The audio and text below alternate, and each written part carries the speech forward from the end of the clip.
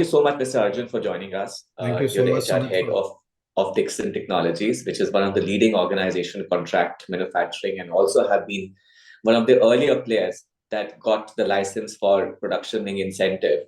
And, have been, I think this is the second or third year currently in running, if I'm not wrong. That's correct, yes. Second year. Great, sir. So, I think why we wanted to have this conversation with you is that, the whole agenda for having this PLI was to boost the manufacturing in India, specifically trying to, link it with the Make in India mission that has largely been there. But the other, objective was also to look at how do you generate more formal employment. And ever since the scheme has kind of been launched, we've seen that there's at least about 6.78 lakh people that have got employed under this particular scheme. So that's a very heartening thing to see. Also, because of the success that has happened in the last 2-3 years, the investments in the coming financial year has also been increased by the finance minister, and currently the budget has gone up to about 6,200 crores. Which has been launched against the FY24 budget that was about 46,045 crores that it was, So, but one of the also phenomena what we have seen is, specifically when we're looking at organization like yours, since we are in engagement with them as well, is that while the organizations or the scheme is leading to the formal employment, it's also leading to a lot of skilling exercise, which has been, undertaken by the organization, because they've realized that the production has kind of gone up, the volumes have gone up. You've seen that they're expanding big time. And in order to cater to the expected demand or the future demand, and even to the current demand as well, organizations are resorting to a lot of innovative ideas to skill people to create a talent pipeline. So it's leading to so I would say that while PLI is leading to the generation of formal employment, but at the same time, it is also leading to the formalization of skilling exercise, which was not so much happening in the country earlier. And it's also scaling the skilling initiatives. Consider that, you're a leading player in the sector, one of the early entrants or licensees of this under this particular scheme. Would just like to understand a little bit from you that what has been the employment growth in your area, and what are the initiatives that you are looking at to skill the people, or what are various initiatives you already undertaken to prepare a talent pool for your organization?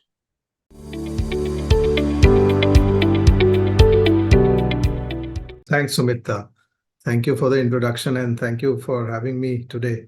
And thank you, Team Leads, for having me today in this session. So first and foremost, yes, we are definitely the first few beneficiaries of the PLI scheme of the government. So much was the encouraging response of the PLI scheme that the government came out with PLI-2 scheme as well recently. And if I look at look at it more from a number perspective, almost 800 companies, are now kind of beneficiaries, and it is just not in one particular sector, but 14 different sectors are benefiting to it. You rightly pointed out one number, which is in terms of the employment that the PLI scheme has generated, more than 7 lakhs. And the bigger picture is that in the next 2 years, we expect another 60-70 lakhs of jobs or employment opportunity getting created just by the PLI scheme. So it's a sizable number for us to look at. Now, when we look at talent, we always look at the demand and supply, and we look at demand. The demand is given because of the PLI related impetus by the government. So if I'm looking at a 60 lakh, 70 lakh job, the demand is already there. Now, the bigger challenge is more in terms of the supply. And that is where we as an organization focus a lot. And when we talk of supply, we just don't talk of, a buy strategy, but also the build strategy and the points that you just spoke about, in terms of skilling. And the kind of government programs that are currently available in the skilling domain, serves the purpose of both buy as well as build. So for example, the NAPS program, if you look at, is a program wherein I'm buying as well as I'm building the skill. And that is where, when you are looking at a kind of a growth strategy that we had, for example, we have added more than 10,000 people in the last 1 year itself. And that's a sizable number for us to look at. And when we are looking at future projection for us as a company, we are clearly looking up adding more than 10,000, 12,000 people another year, because we are opening many such manufacturing facilities for us. Now, so when we look at talent, it's a mix of both hiring as well as skilling. And when I look at skilling, there are multiple elements that we generally focus on. So when we look at skilling, it is just not about the blue collar worker. It is also about the skilling that we are trying to do in the various spaces, more so in the area of productivity, in the area of technology or digital. So, for example, if there is an MES related implementation, if I'm doing in a factory, it is just not about blue collar. It is also about the various technology skills that we are requiring to launch and run the MES operations very, very smoothly. So, what we have done here at Dixon, we have gone very specific. We have created something called a COE. It's a Center of Excellence. And this Center of Excellence actually focuses on technical, behavioral, as well as people competencies. Because, when you're hiring so many people at the shop floor, you're also making sure that the reason why the people leave you is also because of the kind of relationship that they have with their first interactions with the people managers. And that's very important is to focus on the people skills, developing managerial capability, developing people capability in these people so that they are handled properly. Because if you continue hiring and if you continue losing people, you are again you're basically on the ground zero. And that's where retention becomes very, very important, and the skilling plays a very, very important role. In the last 6 months, what we have also done, Sumit, to answer your question, we have created a module which is called as DSS module. It's a Dixon Star Supervisor. So the first interaction of a blue collar worker, supervisors, we are making sure that they have all the skills, not just about people, but also about, the entire line balancing skills. They understand productivity, they understand safety, they understand the entire aspects of how to treat people to make sure that longevity of the people. Then if we are looking at, the entire bit of the government interventions in terms of, we talking to some of the players. For example, we talking to some institutes for them to do courses on our behalf. We talking to players like you for providing us apprentices. We are looking for people like you to even go further in terms of work in integrated learning programs, whether you want to call it a DVOC or BVOC kind of a programs, the NAT scheme, which is more for a slightly different kind of a skill set. And at the same time, there are various other programs which we do through other players to ensure the skilling of our people. I hope I was able to answer your question, Sumit. No, absolutely, Mr. Arjun. I think you're doing a phenomenal job in terms of skill development. You also mentioned that how you are, like whether it's apprenticeship or education, how you're leveraging that to build your talent pool. But what I also hear is that you also doing some short-term programs on skill development along with the Sector Skill Council. Yes. Would you like to elaborate a little bit more on that as well? That what kind of this initiative that you're working on?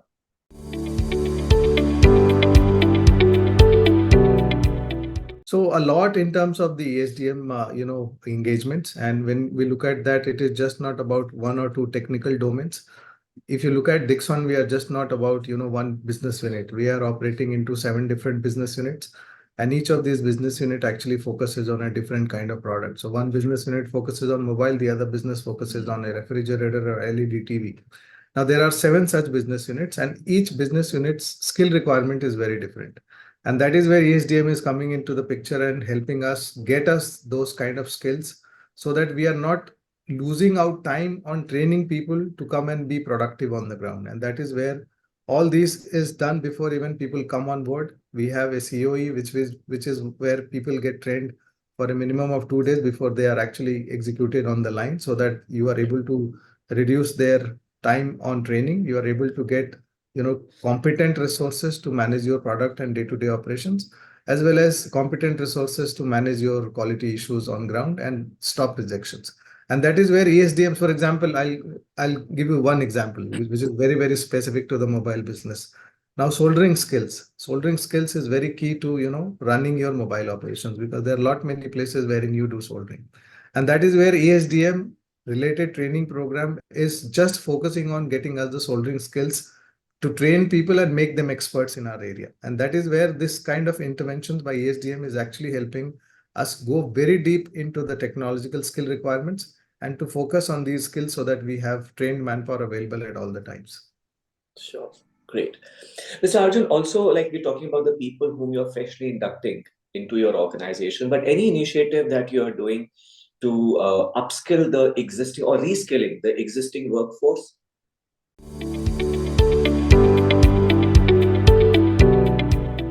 So as I said, the COE focuses not just on the skilling, but they also focus on upskilling and reskilling. So when I I see. talk about, yeah. So for example, lighting business, if I have to look at lighting business, the kind of business that we are into, it's growing at a very slow phase, compared to the growth that we see in the other businesses. So there is definitely opportunity for us to look at the kind of people who are involved in the lighting business. Is there a way to, reskill them and place them into the other business? So for example, am I having people who can get trained into the what is required in the washing machine or a refrigerator area, because that's a growth area for us, and then we are able to put people into those areas. So clearly our manpower plan is very much dependent on what is the kind of internal talent we have, what is the kind of talent funnel that we have, and where exactly the funnel is getting taken care of. So all that is something which is focusing on not just skilling but reskilling and upskilling. Great. I think that's a phenomenal work that you're doing, and I'm sure there's a lot that other organization can learn from yours. Some of the trends that we're also witnessing, Mr. Arjun, is that since these organizations, let's say most of the factories for the other players are in a very rural setup or in a far-flung areas, there's a lot of effort which is being made by these organizations to mobilize local rural youth towards their organization through the skilling route, obviously, before they get inducted into employment. That's the one part. The second is also we've seen the women intake of women has also gone up, and specifically for the job roles which have been traditionally be managed by men, and specifically I'm talking about the factory operations. Are you also seeing such kind of trends in your organization, or any efforts for the upliftment of or I would say mobilization of the rural youth, and also for the any agenda on the diversity hiring?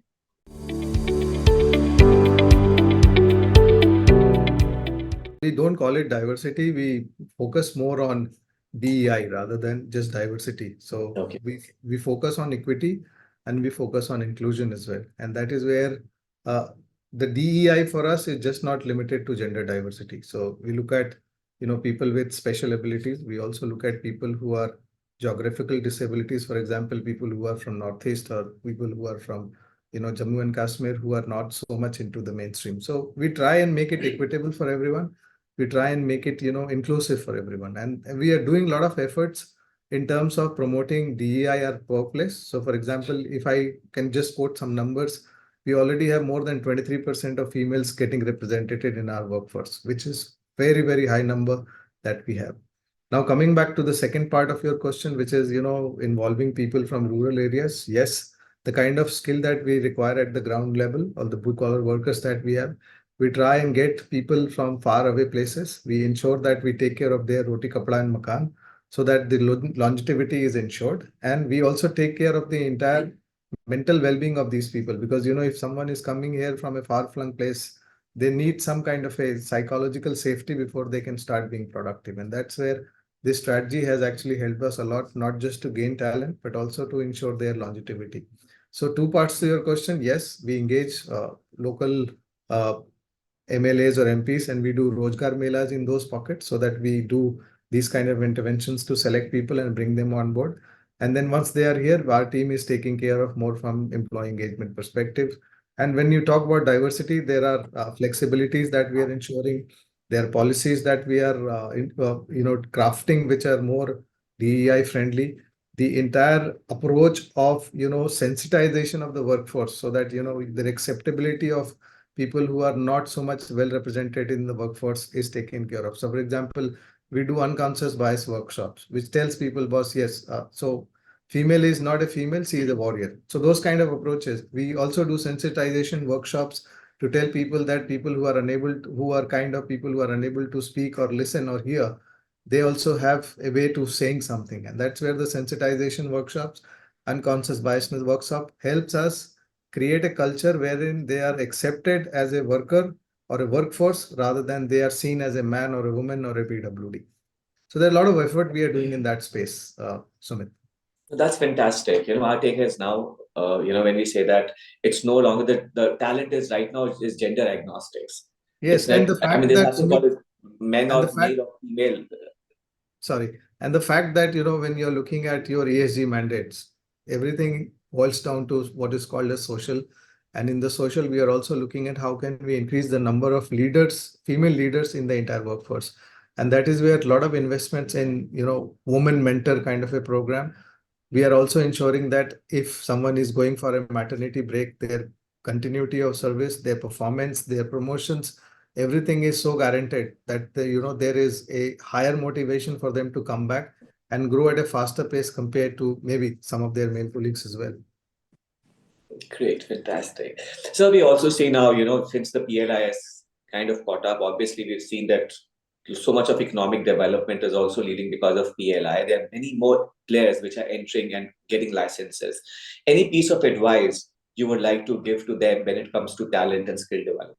There's no advice, Sumit. They all are experts in their areas, and I don't think I'm good enough for them to advise them. My only request for them to uh, look at the basics. This is not a rocket science. Just treat humans as humans, and half of your strategy is done. I think the most important thing is go back to the basics, plan your resources well. So when I talk about planning, it's more about manpower planning.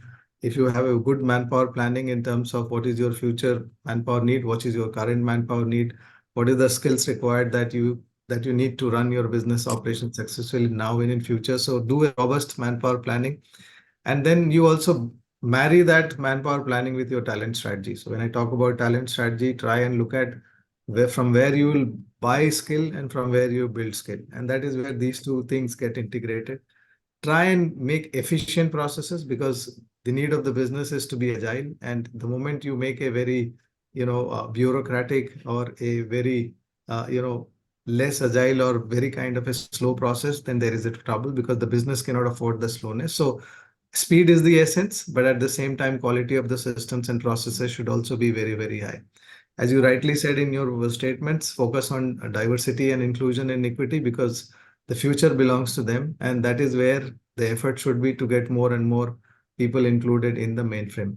Then the rest of the things like your skilling, your talent management, and the fact that people will come to you if you have a stronger employer brand. If you don't have an employer brand, then people may come, but they may leave you. And that's where focus on employer brand, use technology, use social media as much as possible to reach out to people, because the kind of pool that you're looking at may not be very, very sensitive or easily available on LinkedIn or any other job sites. So your Instagram, your reaching out to people on Facebook or WhatsApp should be so robust that you are able to reach people at a faster pace and you are able to get the traction that you're looking at. Great. Thank you so much, sir. I think your last word, you said how to use digital media to attract people as well. I think that was, something that was very different and unique, which you're trying to say. But I think today there's so much of demand that you got to use these innovative practice to attract. And yes, you rightly mentioned that employer brand also matters the most because, it's your ability to attract and not just to attract, but also to retain.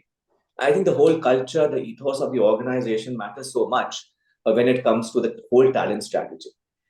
Thank you so much, sir, for your time. I My know you've been very, very busy. You've been traveling because such a large operations that you handle. So thank you so much for your time. Thanks, Sumit, and thanks, Team Leads, for having me. Thank you.